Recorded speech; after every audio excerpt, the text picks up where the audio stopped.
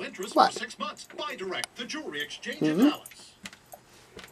Showdown. President Obama back home to a Saturday defeat over tax cuts. Blast of winter. A big headache for air travelers. Where is this storm headed next? Firestorm. Americans on their way to the front lines to help. And going home. Our extraordinary journey out of harm's way with some of America's wounded warriors.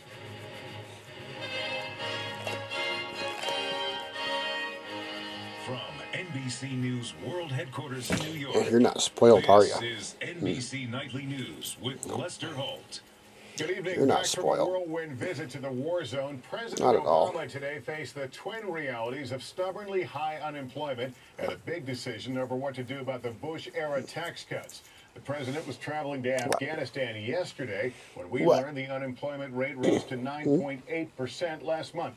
And then today he got home in time to witness some colorful political theater on Capitol Hill over one of his key campaign promises, middle-class tax relief, which tonight is looking more like class warfare.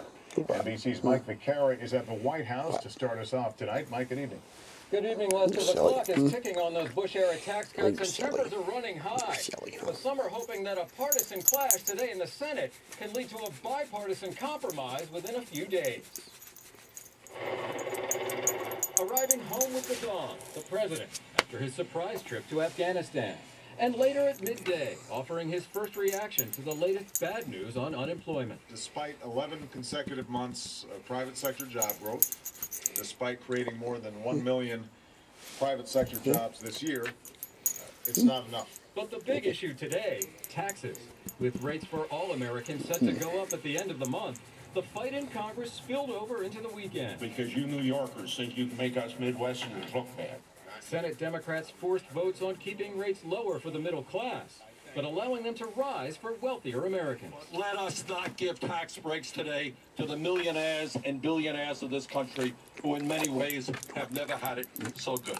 Republicans counter that any tax hike now would be a blow to a still fragile economy. We feel you should not raise